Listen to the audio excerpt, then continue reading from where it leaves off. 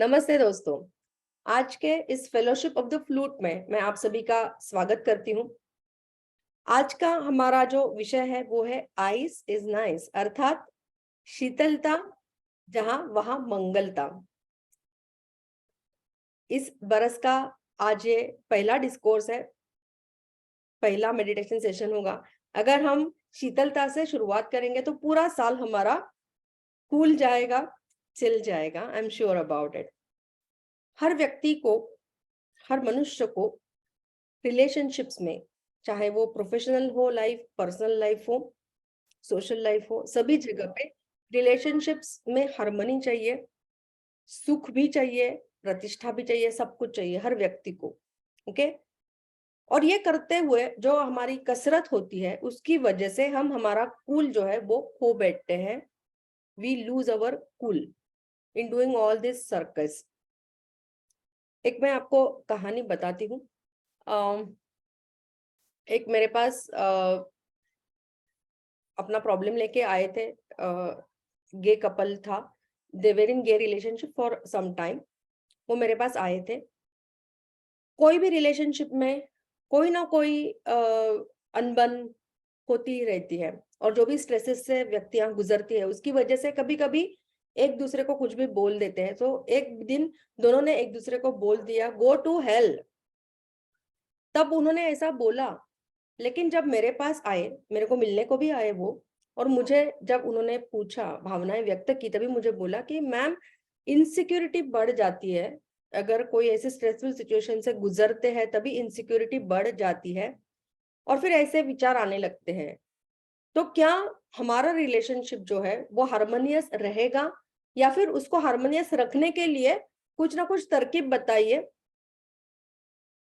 तो सबसे यही जो बात है कि हमारे रिलेशनशिप्स को हार्मोनियस रखने के लिए तरकीब चाहिए। हर व्यक्ति को यह आवश्यक है, बिकॉज हम सब लोग इसी दौर से गुजर रहे हैं।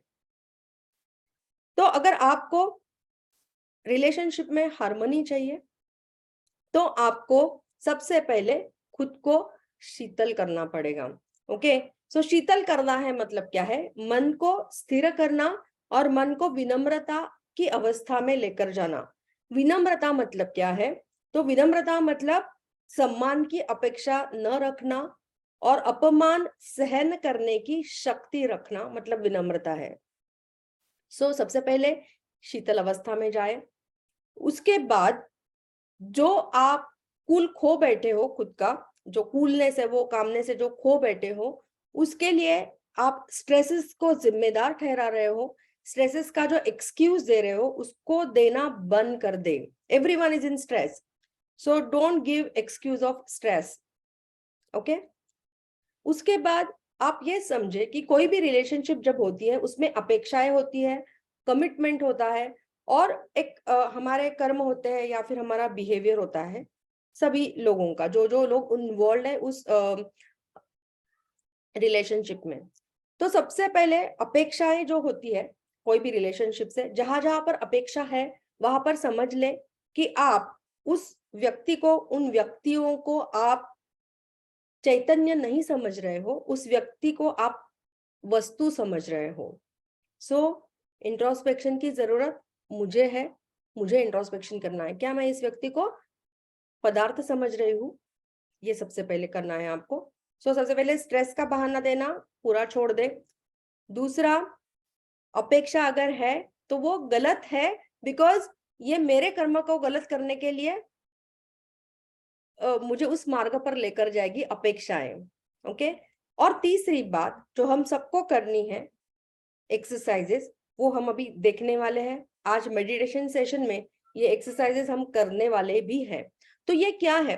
तो आपको बैठना है आराम से आंखें बंद करके, और जो भी रिलेशनशिप के बारे में आप हार्मनी के बारे में चिंतित हो उसके बारे में सोचना है, और खुद से पूछे कि जिस व्यक्ति के या फिर व्यक्तियों के बारे में मुझे रिलेशनशिप के बारे में चिंता है, उनके बारे में हम बात कर रहे हैं, तो उन व्यक्तियों के कमिटमेंट पर, उनके बिहेवियर पर क्या मुझे विश्वास है?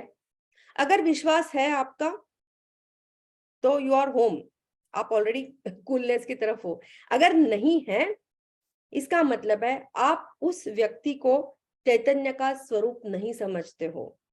बिकॉज चैतन्य का स्वरूप तो हर जगह पे हमने ये देखा है कि जो भी बिहेवियर, जो भी हर एक से कोई ना कोई मिस्टेक्स होती है, सो ये चैतन्य का स्वरूप जो जो है वहां पर मिस्टेक्स तो है ही।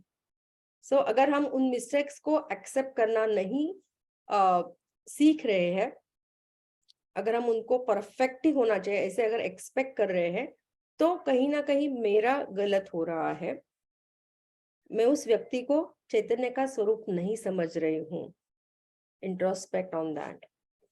अगला सवाल आपको खुद को पूछना है, इंट्रोस्पेक्शन में जाना है आपको। क्या मुझे मेरे कमिटमेंट पर, मेरे व्यवहार पर मुझे विश्वास है? अगर है तो ऑफ कोर्स, अगर आपको विश्वास है तो आप कृतज्ञता की मोड में जाइए। बिकॉज अगर आपकी कमिटमेंट, आपका बिहेवियर अच्छा है तो वो आपको आपके स्वभाव में ऐसे ही आया है। ओके, सो उसको बल देते रहना ये आप कर सकते हैं। लेकिन अगर आपका विश्वास नहीं है खुद के कमिटमेंट पर, तो इसका मतलब है कि आप झूठ बोल रहे हो खुद से, और अहंकार की वजह से मैं झूठ बोल रही हूँ ये एक्सेप्ट भी नहीं कर रहे हो। So you need to work on your own self. फिर तीसरा सवाल आपको खुद से करना है, इंट्रोस्पेक्शन ऐसे करना है। इंट्रोस्पेक्शन में तीसरा सवाल है इंट्रोस्पेक्शन का, वो ऐसा है कि क्या समाज में जो अच्छाइयाँ है, गुडनेस है, उस पर मेरा विश्वास है? अगर है, वेरी गुड। अगर नहीं है, इसका मतलब मेरा थॉट प्रोसेस जो है वो निगेटिव है, वो रिजिड हो गया है। सो मुझे मेरा थॉट प्रोसेस पॉजिटिव करने की जरूरत है, फ्लेक्सिबल करने की जरूरत है। उसके बाद अगला सवाल आपको पूछना है, क्या इस चैतन्य का, इस ब्रह्मांड का मुझ पर प्यार है? क्या यह ब्रह्मांड मुझसे प्यार करता है? इस पर मेरा विश्वास है? अगर है, बहुत ही अच्छा, you are home, you are already शीतल, यू आर ऑलरेडी मंगल। लेकिन अगर नहीं है तो समझ ले कि आप भय से ग्रस्त हो, आप डर के जी रहे हो, और अहंकार की वजह से अगेन आप वो एक्सेप्ट नहीं कर रहे, आप नियंत्रण और नियंत्रण की तरफ जा रहे हो। सो ये मेरे लिए, आपके लिए, जो भी व्यक्ति ये कर रहा है उसके लिए खतरनाक है, क्योंकि इस प्रकार से अगर वो करते रहे तो वो कभी भी शीतलता की अवस्था में जा ही नहीं पाएगा। सो ये 4 प्रश्नों का इंट्रोस्पेक्शन आपको करना है। और अगर आप शीतल अवस्था में हो, मतलब आपका मन स्थिर है, आप विनम्र अवस्था में हो, तभी आप जिज्ञासा को जागृत करके इनका इंट्रोस्पेक्शन करोगे और करेक्ट जो उसका निष्कर्ष है उस पर पहुंच पाओगे। और करेक्ट निष्कर्ष पर पहुंचने के बाद मुझे क्या चेंजेस लाने हैं, मुझे क्या चीजें आचरण में लानी है, ये समझ में आएगा मनुष्य के। और आपके कर्म जो है वो अच्छे होने लगेंगे। अच्छे मतलब मंगल होने लगेंगे, औरों को हेल्प करने के पॉजिटिव थॉट प्रोसेस आपका हो जाएगा। आप किसी भी व्यक्ति को पदार्थ नहीं समझोगे, आप किसी भी व्यक्ति को चैतन्य का स्वरूप समझोगे। अहंकार से आप दूर जाओगे, ये अच्छे कर्म आपसे होने लगेंगे। फिर अगला सवाल ये आता है मनुष्य का कि क्या मुझे सच्ची में चिल करने की जरूरत है? मैं तो ऑलरेडी चिल हूं। ओके, सो बेसिकली अगर हम पूछेंगे कि कब कब आपको शीतलता लाने की जरूरत है, तो भगवत गीता में एक श्लोक है, वो ऐसा है, यच्चावहासाथमसत्कृतोऽसि विहारशय्यासन भोजनेषु एकोऽथवाप्यच्युत तत्समक्षन् तत्क्षामये त्वामहम अप्रमेयम्।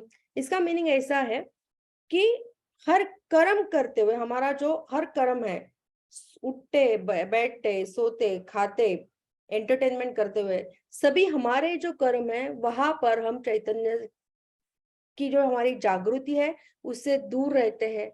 और जब चैतन्य के जागृति से दूर रहते हैं, तब हमारे कर्म जो है वो शीतलता के नहीं रहते हैं। सो हर क्षण आपको शीतलता को मेंटेन करना, शीतल अवस्था में रहने का प्रयास करना, ये हर क्षण हमारा प्रयत्न होना चाहिए। ओके, मैं आपको एग्जाम्पल भी बता सकती हूँ। मतलब ये तो हमारे रोज की जिंदगी में ये चीजें होती है। जैसे एक कोई समारोह था जहाँ पर डिफरेंट डिफरेंट कल्चर के लोग थे। तो इनिशियली थोड़ा सा जो कॉन्वर्सेशन चल रहा था वो एक दूसरे का मजाक उड़ाना, कल्चर के बारे में, सिटी के बारे में ऐसे शुरू हुआ। सो इनिशियली वहां पर ह्यूमर था, लेकिन धीरे धीरे वो जेलेसी में बदलने लगा, उसमें एक टेंशन सा हो गया उस समारोह में। सो शीतलता दूर हो गई। सो जब हम एंटरटेनमेंट करते हैं या फिर हम क्या बोलते हो, कोई ह्यूमर कर रहे हैं, किसी चर्चा कर रहे हैं, तभी भी हमारी शीतलता नष्ट हो जाती है। कभी कभी ऐसा होता है कि किसी व्यक्ति को बहुत ज्यादा भूख लगे, उसने सब घर का जो रोटियां है वो सब खत्म कर दी, किसी का विचार नहीं करते हुए, और खुद सो गया आराम से। तो यहाँ पर भी जब हम सिर्फ खुद का सोचते हैं, तब तब हमारी शीतलता खोती है।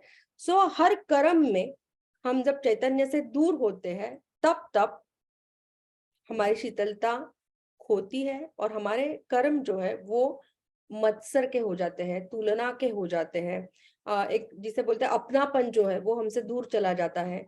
हम पजेसिव होने लगते हैं, हम किसी के ऊपर ऑफेंसिव होने लगते हैं, डिफेंसिव होने लगते हैं, ये सब होने लगता है, जिसकी वजह से अगेन स्ट्रेस बढ़ता है। तो शीतलता क्यों मेंटेन करनी है? क्योंकि मैं स्ट्रेसफुल सिचुएशन में जाती हूँ जब मैं शीतल अवस्था में नहीं रहती हूँ, तभी। तो शीतल अवस्था में भी रहना है, रिलेशंस को भी आपको मेंटेन करना है, स्ट्रेस तो है ही आपके पास जीवन के, तो आप, और जैसे मैंने कहा कि स्ट्रेस का बहाना देना आपको बंद भी कर देना है, तो आपको इसके लिए क्या सॉल्यूशन है? अगेन भगवत गीता में एक श्लोक है, वो ऐसा है, मत कर्म कृन्मत परमो मत भक्त संग वर्जितः निर्वैर सर्वभूतेषु यस्य मामेति पांडव।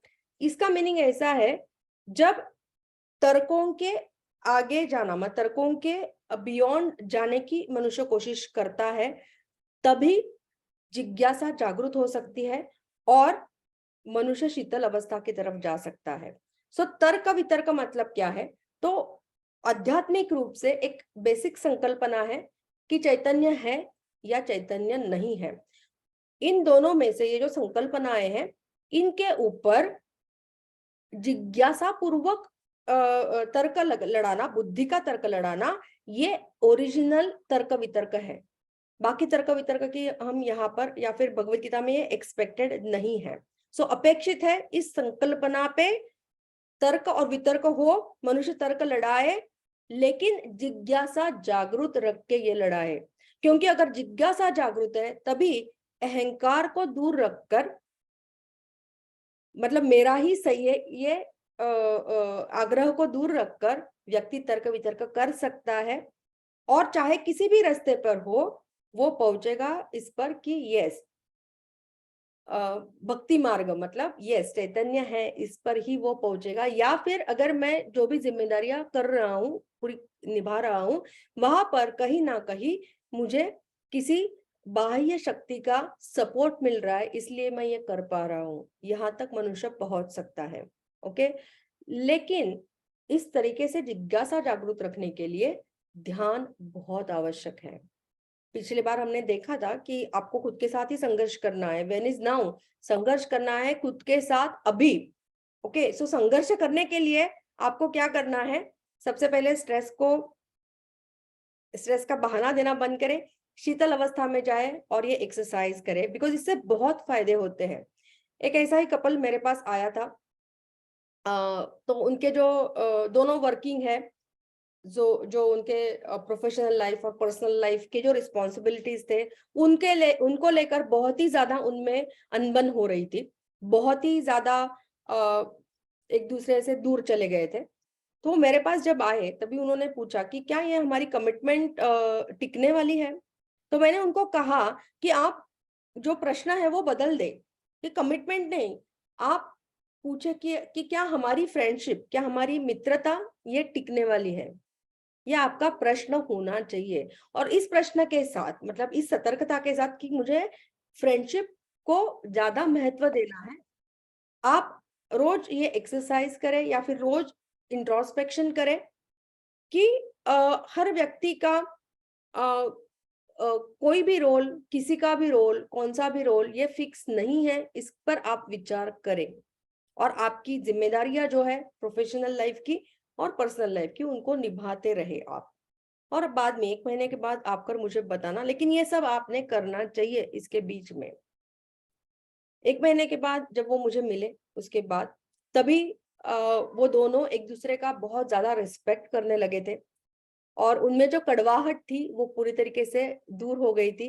वो अच्छे मित्र बन गए थे खुद के। दे न्यू कि yes, we are very good friends, और अगर कोई अच्छा मित्र मेरा है तो ये मेरे बाजू में है, ऐसी उनकी भावना थी। सो शीतलता की वजह से आप रिलेशंस को हार्मोनियस कर सकते हैं, मित्र बना सकते हैं, स्नेह की भावना को बल दे सकते हैं, आपके अंदर जो रिजिडिटी है उसको मिटा सकते हैं।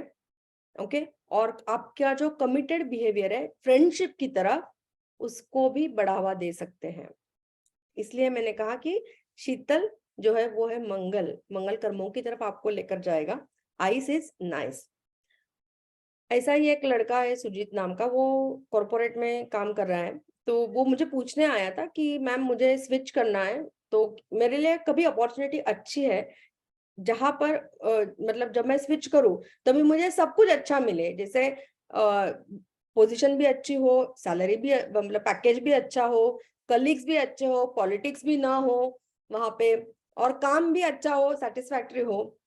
तो मैंने बोला ये तो बहुत ही ड्रीम, मतलब ड्रीम वर्ल्ड में आप जी रहे हो, ऐसा मेरे मन में आया। लेकिन मैंने उनको ऐसे कहा कि सबसे पहले आप आपका प्रश्न जो है कि कब स्विच करना है या फिर कब मुझे ऐसी अपॉर्चुनिटी आएगी, ये आपका क्वेश्चन नहीं होना चाहिए। आपका क्वेश्चन ऐसे होना चाहिए, क्या मुझे काम में आनंद लेना है या मुझे काम से केवल प्रतिष्ठा कमानी है।